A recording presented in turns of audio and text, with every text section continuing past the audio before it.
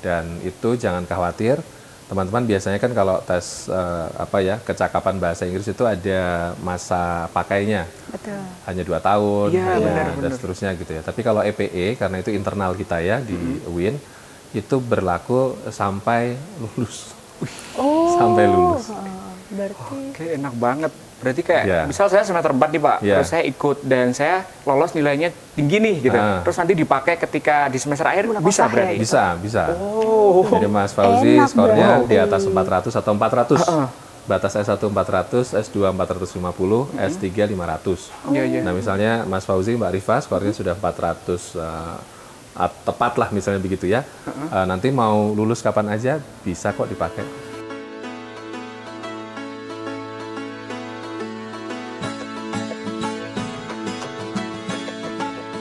Assalamualaikum warahmatullahi wabarakatuh. Halo Sobat Fakda semuanya, kembali lagi dengan kita di podcast Mutiara Ramadan dengan saya Fauzi. dan saya Rifa. Oke, dan hari ini teman-teman dan Rifa juga ada sesuatu yang berbeda karena kita akan membahas tentang anak muda juga nanti. Karena pemateri dan narasumber ya, bintang tamu kita hari ini luar biasa, ada Bapak Rifki Aulia Erlangga. Selamat datang Bapak. Assalamualaikum Mas Fauzi, Mbak Rifa. Waalaikumsalam ya. Masih aman ya Pak puasanya hari ini?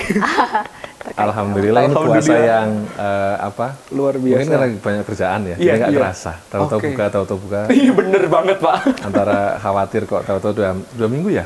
Iya Iya, udah. berjalannya cepat ya Pak ya? Berjalannya cepat, ya ditinggalkan Ramadan, tapi di sisi lain ini enak banget kalau puasa kayak gini. Iya bener, karena kita bisa produktif, jadi laparnya nggak kerasa. Betul. Kerasa sih di akhir. Kerasa di akhir.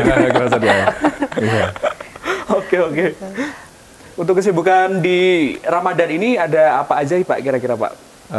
Kami di UPT PB atau lebih populer Pusat Bahasa sih Iya. sebenarnya ya.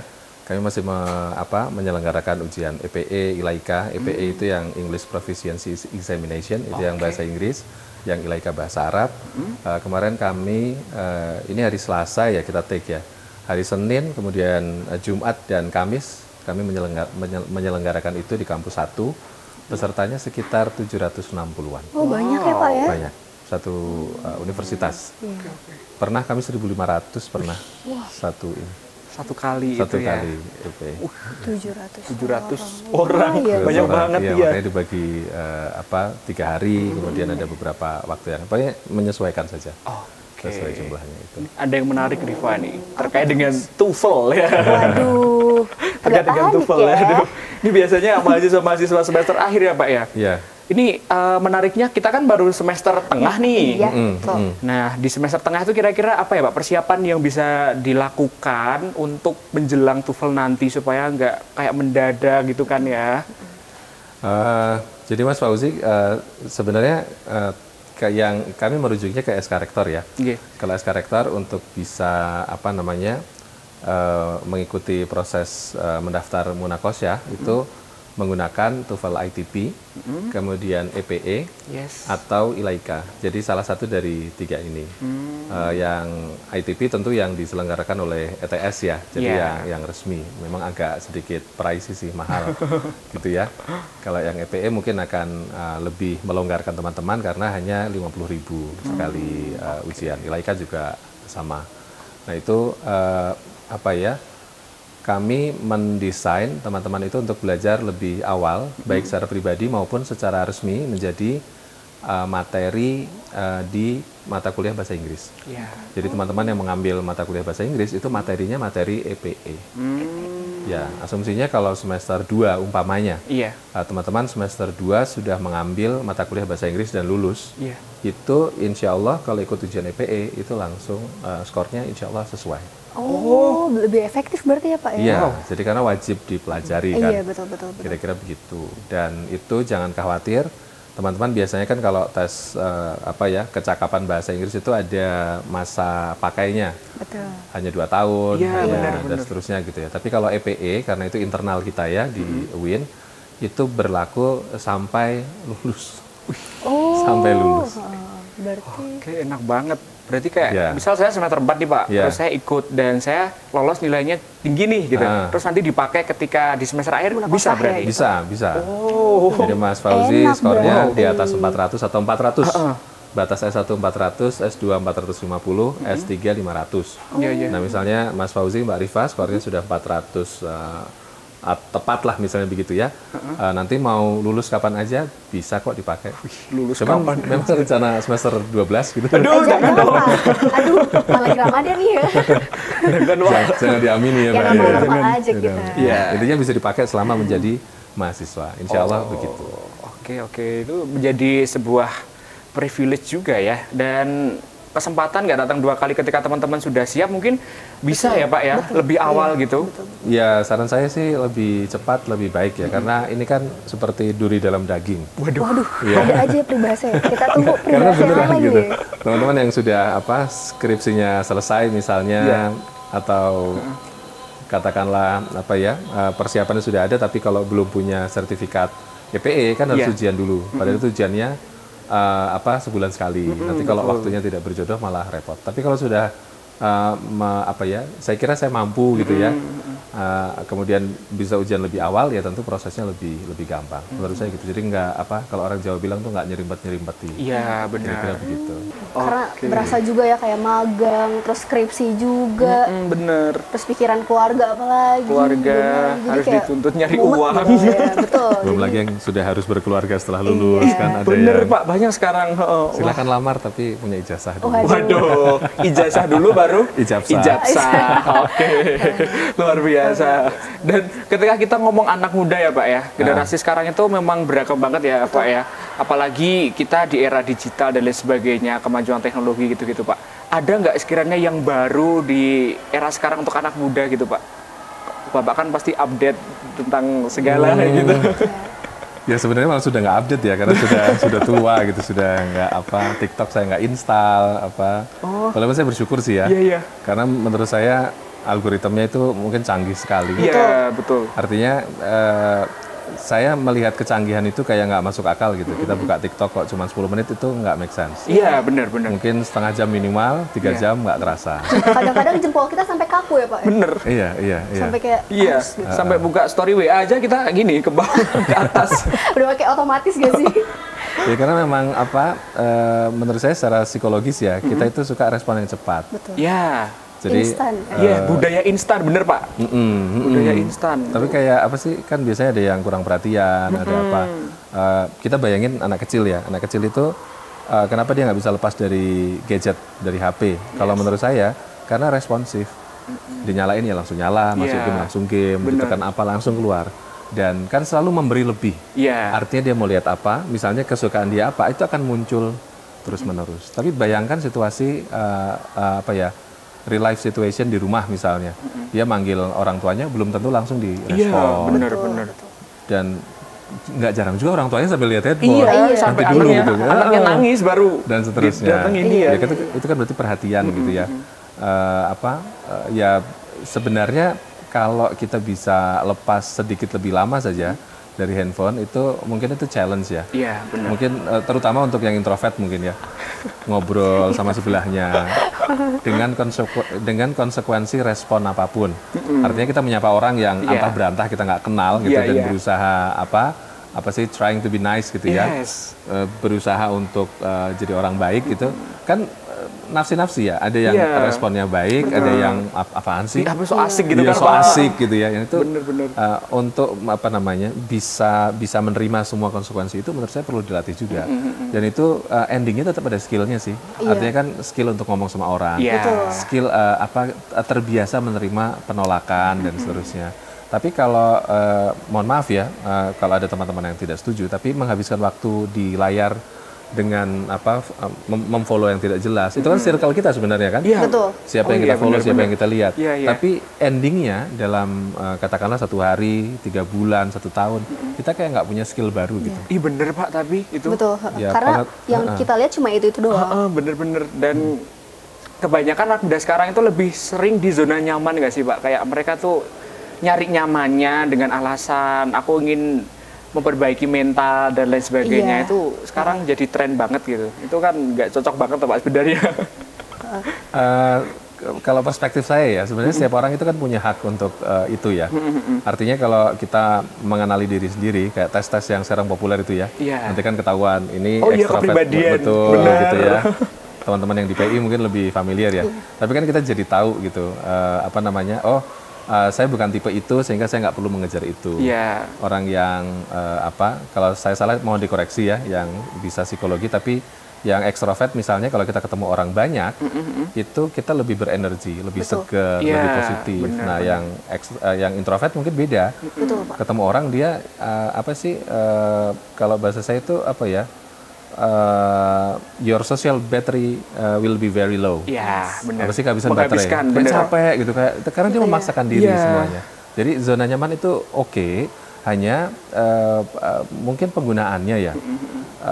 Bayangkan saja begini, kalau saya nyaman belajar editing misalnya gitu ya. Kalau memang kita sudah komit bahwa editing ini saya nyaman, ya belajar editingnya harus beneran. Maka minimal dia punya skill editing. Bener. Jadi untuk menjalaninya tuh lebih happy gitu ya Pak. Dan ya, itu kalau memang dia komit ya. Masalahnya kalau semuanya mencari zona nyaman jadinya mager, nggak ngapa-ngapain. Itu lebih salah sih, karena nggak ada skill baru. Tujuan kita kan berkontribusi, bermanfaat bagi siapa saja, semesta, teman apa gitu. Dimanfaatin nggak apa-apa, tapi ya asal jangan dimanfaatkan untuk kejahatan ya. Tapi selama itu kebaikan, kalau bisa kita kan bermanfaat. Duit, rezeki urusan Allah, tapi harus bermanfaat. Bermanfaat itu berarti harus ada gunanya. Secara umum diantaranya supaya berguna kita harus punya skill dan itu butuh latihan. Jadi komitmen, kalau memang komit beneran ya dikuasai betul, karena ya tadi Mbak Rifa mengatakan kalau kita seneng kan jadi nggak gampang capek, lupa tidur, lupa makan. Itu bener sih. Nah bayangkan kalau kita belajar sesuatu yang positif sampai lupa makan, lupa tidur, kan kita menguasai banget. Bener. Ada dua orang. Mbak Rifa suka apa misalnya fotografi gitu ya. Mbak Rifa suka fotografi, Mas Fauzi tidak. Cuman kayaknya keren ya jadi fotografer gitu. Sama-sama punya duit, sama-sama punya kamera mahal gitu ya. Mungkin warisannya banyak, saya nggak tahu. Mbak Rifa karena punya passion, dia memang enjoy, dia menikmati setiap detailnya. Kalau ngambil gambar raw itu seperti apa, editingnya belajar Lightroom beneran gitu. Belajar beneran loh ya, termasuk menguasai kamera. Tentu dengan Mas Fauzi yang hanya ini kamera mahal loh, tipe hanya yang interestingnya aja Pak Jawa, cuma interest doang, interest tapi aja. Buat ngejalanin tuh kayak nggak enjoy gitu. Sebenarnya nggak enjoy karena itu biasanya kalau saya kelihatan biasanya yang diposting di Instagram itu bukan fotonya, tapi foto kameranya. Supaya dikomentari bahwa kamera mahal. Ini lebih ke laginya gitu. Jadi kira-kira teman-teman yang lain tuh kayak yang terus hasilnya kapan dong diposting gitu. Bener. Jadi itu nanti masih ada lanjutan skill yang harus dipelajari. Artinya kalaupun kita bikin foto yang berguna, bermanfaat, tidak madorot.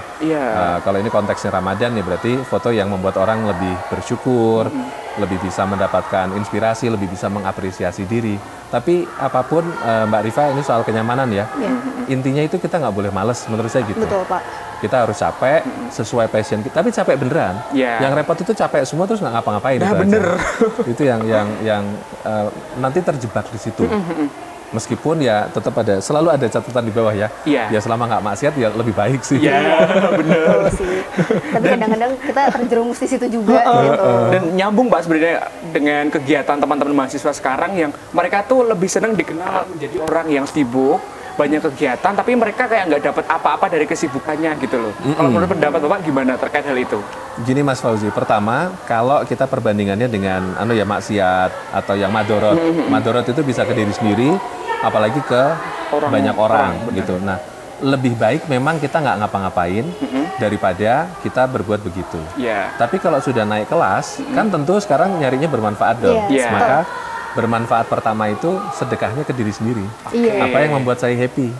Begitu saya bahagia, apa yang saya lakukan itu saya tetap senang, tapi berguna buat orang itu rizki banget. Artinya kita happy tapi bermanfaat. Ini bukan soal duit ya, bukan soal duit. Memang faktanya duit itu penting, tapi memang nggak segalanya. Karena kebahagiaan, ya biasa sih orang nggak punya duit pengen punya duit. Orang yang punya duit nyarinya kebahagiaan. Ternyata duit itu hambar. Hambar, apalagi duit haram. Misalnya. Jadi cari kebahagiaan dulu. Niat pertama adalah satu nggak maksiat gitu saja kan, daripada umpamanya gitu ya. Ada yang pacaran lah, macam-macam lah gitu. mungkin lebih baik nggak ngapa-ngapain. Tapi kesibukan yang tidak berfaedah asal capek gitu ya, ya itu baik sih. Nah nanti level selanjutnya saya sibuk apa ya yang saya punya skill. Karena untuk berkontribusi itu memang butuh skill, Mas. Iya, benar. Mbak Rifa belajar kamera misalnya, ya paling gampang kita kan praktek. Iya. Kita jangan ngasih gratis orang-orang yang narsis. Enggak, tapi misalnya acara pengajian dibikin bagus secara medsosnya, itu kan berguna juga. Iya. Atau ada teman-teman yang sedekah di pinggir jalan, ngajarin bahasa Inggris anak-anak jalanan misalnya, itu kan butuh dokumentasi. Anda lakukan itu for free. Yes. Gitu. Betul. Jadi saya nggak boro-boro dibayar, enggak, saya sudah senang bisa ngambil gambar, itu kan latihan. Tapi kalau kita nggak mau keluar, nggak mau mengasah, ya memang ya ada sih orang berbakat, tapi saya kira nggak banyak ya. Iya. Berbakat itu ya cuma pegang sekali 2 kali, bagus aja terus. Iya. Gitu. Tapi kayak kita ini kayaknya, sorry bukan saya lah terutama ya, saya bawa-bawa kita. Saya sih, itu tipe yang harus latihan. Gitu. Betul, Pak. Jadi foto saya 10 tahun yang lalu dengan 5 tahun terakhir, sudah beda jauh. Setahun terakhir, bagus banget. Sekarang menurut saya, sama anak-anak saya sudah bosan saya foto ya. Sekarang sudah sampai fase bosan gitu. Siap. Berarti Sudah ganti. improve-nya besar ya Pak ya? Apanya? Improve-nya berarti Bapak besar. Besar. Makanya saya merasakan betul memang harus belajar sih. Belajar. Jadi kamera itu memang harus dipelajari. Ada yang nggak, setiap tipe kamera tentu kalau kita nggak mau belajar itu selesai. Makanya inamal a'malu biniat gitu. Iya, benar. Oke. Kalau niatnya pamer ya kayaknya ya cuma cepret-cepret aja. Iya. Tapi kalau belajar nanti cari tahu soal lighting, komposisi dan seterusnya. Dan itu kalau sudah master, ngelihatnya kita beda. Iya. Ngelihatnya beda. Benar-benar. Ada sesuatu yang berbeda dan orang lain tuh nggak bisa sampai ke situ, kita sampai gitu loh. Dan impact-nya pasti beda. Nah, benar. Value-nya lain. Iya. Hasilnya sama tapi ya saya kira memang selain niat gitu ya. Tapi memang beda sih. Ya gimana ya? Orang pacaran itu sebenarnya sama-sama sih, keluar makan malam bareng, ngobrol dan seterusnya. Tapi kalau itu dilakukan suami istri, kan pahalanya gede. Iya. Jadi kegiatannya sama. Tapi Ibadah, kan, Pak. Iya kan beda. Yang satu ibadah, yang satu ya dua salah. Iya. Iya, udah jelas kok. Mau bukan suaminya gimana dong? Iya, Istrinya. Mau gimana? Jadi memang ya inamal a'malu binniyat itu penting banget. Dan mungkin awal-awal ya kayak orang puasa ya Mas Fauzi ya. Kita puasa bisa jadi kita menderita, kita nggak sahur, tapi karena memang itu wajib kita kerjakan. Bagi saya itu juga cinta. Kalau nanti level selanjutnya bisa jadi sudah nggak berharap pahala, nggak takut dosa, nggak berharap surga neraka, sudah nggak. Ya Allah, aku cuma pengen puasa untukmu. Nggak ngarepin apa-apa. Iya. Tapi ya untuk yang masih ngarepin ya mungkin levelnya masih di situ, menurut saya nggak apa-apa. Kenapa kok sholat duha nggak punya duit gitu? Ya, lebih bagus lah daripada dia nggak sholat duha. Ada tujuannya gitu ya. Iya, benar-benar. Tapi nanti kalau Mbak Rifa sudah mulai semakin religius, semakin punya pengalaman hidup yang banyak gitu, kita lebih bersyukur. Artinya, kenapa kok sholat? Dosanya banyak. Satu, Itu lebih sadar sih. Terus gimana ya, utangnya banyak, ini sehat gratis, kita bayangkan kan banyak teman-teman yang kalau bercermin itu masih melihat kekurangan dari diri sendiri. Apa aja gitu, aduh kok gendut banget. Saya misalnya dulu 70-an, sekarang hampir 100 misalnya ya. Itu ya sempat begitu-begitu, tapi ending ini meskipun kasihan istri saya sih ya. Dia, waktu nikah itu zaman prima, sekarang sudah ini ya, sudah obesitas. Tapi overall kebahagiaan ketika kita mensyukuri apa yang Allah kasih, kita ridho dari kita ngaca, dari apa yang kita kuliah di sini. Kan tidak sedikit yang sebenarnya pengennya kuliah di tempat lain, tapi Allah menggariskannya di sini. Betul. Jadi tidak sekedar kita ya Allah ridhoilah aku, enggak, tapi ya Allah pertama ya, aku ridho dengan apapun yang kau berikan kepadaku. Di sekolahin di sini ya saya ridho. Nanti kalau besok dapat jodoh ini ya ridho. Jadi kita belajar ridho. Mudah-mudahan karena kita ridho dengan apa yang Allah tetapkan, Allah juga ridho sama kita. Itu sih diantaranya menurut saya. Oke. Luar biasa ini, banyak ini ya pelajaran yang kita dapat sampai nggak kerasa, Pak. Kita ada batasan waktu juga untuk hari ini. Terima kasih Bapak sudah hadir menemani kita dan juga tentunya Sobat Fakda ya Rifa ya. Untuk terakhir nih Pak, ada pesan untuk teman-teman dari Sobat Fakda terkait Ramadan atau kuliahnya nggak nih? Boleh disampaikan Pak? Apa ya? Apa ya? Banyak soalnya ya Pak. Yang penting tetap sibuk gitu ya. Kalau saya boleh saran, tetap sibuk, cari kegiatan yang minimal tidak madorot. Yang penting capek saja gitu, syukur ada manfaatnya. kemudian utamakan saya sulit mendeskripsikan tapi utamakan yang lebih prioritas gitu Mas Fauzi. Iya, skala prioritasnya diterapkan Pak ya. Teman-teman Fakultas Dakwah Komunikasi Penyiaran Islam khususnya kita kan belajar public speaking misalnya kita belajar jadi presenter, kita belajar ngomong di depan kamera dan seterusnya. Tapi ada yang lebih prioritas sebenarnya. Apa itu Pak? Apakah kita bisa berkomunikasi dengan baik kepada ibu misalnya? Ibu harus nyaman, termasuk nyaman marah. Jangan dikira komunikasi itu cuma ngomong, nggak mendengar juga komunikasi. Artinya kemampuan mendengar itu lebih sulit daripada berbicara susah, mendengar lebih susah. Jadi ibu komplain, kita harus belajar cara merespon. Ya tetap sakit hati ya, apalagi kalau pas kita nggak salah ya. Benar. Ibu rasanya kayak waduh. Membela diri dan lain-lain. Semua berproses tentu. Ya, kadang-kadang kita juga dengan intonasi yang sedikit tinggi ke orang tua boleh. Tapi kan itu tidak sesuai dengan ajaran kita ya. Nah sebelum kalau harus memilih ya, idealnya bisa semua. Tapi sebelum kita bisa ngomong di depan kamera, bisa ngomong di depan teman-teman mahasiswa kelihatan keren, menurut saya alangkah lebih baiknya kalau kita bisa ngobrol yang nyaman dengan ibu. Dengan orang-orang yang kita memang dia berjasa dalam hidup kita sehingga prioritas belajarnya itu nggak salah. Itu akan jadi bonus gitu. Pinter gombal kalau sudah berumah tangga ya itu penting juga gitu. Tapi nggak wajib. Pemanis ya Pak. Karena yang penting itu setia dulu. Satu setia, kemudian nafkah diberikan, semua yang Anda punya segala cinta diberikan ke istri misalnya, gombalan itu jadi positif. Tapi bayangkan kalau yang dilakukan sebaliknya itu malah kayak racun ya. Iya benar sih. Gombalannya sama sih, tapi karena yang satu orangnya setia, yang satu tidak, itu sudah beda. Betul. Jadi jangan salah fokus. Kalau memang bisa ramah sama orang lain, ya pertama ramah sama keluarga dulu. Jangan sampai mohon maaf ya, sama tetangga, atau lingkungan yang lebih besar itu bukan berarti harus jahat, tapi seperlunya saja. Karena kan kita energinya terbatas ya. Betul. Tapi jangan-jangan anak kita ngobrol sama kita nggak nyaman. Padahal dia butuh curhat, dia butuh didengarkan, dia butuh, bayangkan ini ke depan ya, bayangkan Anda berdua sudah punya anak-anak, terus sudah mulai akil balik, yang laki-laki sudah mimpi basah, yang perempuan sudah mulai datang bulan. Orang tuanya kan harus proaktif. Iya betul. Jangan sampai di saat dia sudah mulai harus bertanggung jawab, dia tidak tahu atau mendapatkan informasi yang salah dari temannya. Ketika dia mulai jatuh cinta monyet, senang sama ini itu menurut saya kehadiran orang tua sangat penting. Benar. Dan itu makanya kalau handphone itu responsif, kalau bisa orang tua juga responsif. Dan itu bisa dilatih dari sekarang. Betul. Gitu, dilatih dari sekarang dari mahasiswa. Nggak harus nunggu menikah dulu. Artinya kalau memang ada orang-orang penting, kita responsif cepat. Gimana? Siap. Oh, khusus untuk ibu. Ini karena kan ibumu gitu ya. Jangan dibantah dulu. Bahkan cara belajar komunikasinya adalah saya dimaki-maki ibu pun saya siap. Kira-kira begitu, itu harus dipelajari. Iya, benar. Gitu. Termasuk ilmunya bahwa ya ini ibadah. Terus belum lagi nggak usah ibadah deh, hitung-hitungan ekonomi lah. Dari kita lahir, popok, disusuin, BAB di celana, macam-macam. Diurusi dengan tulus oleh ibu. Dan ini orang yang nggak pernah nggak pernah sakit hati menurut saya. Orang yang paling tulus ibu itu. Kita berbuat baik sama orang biasanya masih minta something in return gitu. Aku sudah baik sama you baik juga sama saya. Timbal balik ya Pak ya. Betul. Ibu itu enggak. Dia betul-betul yang kalau kira-kira Mbak Rifa sakit, itu ibu yang akan menangis sambil ya Allah sakitnya pindahin ke saya.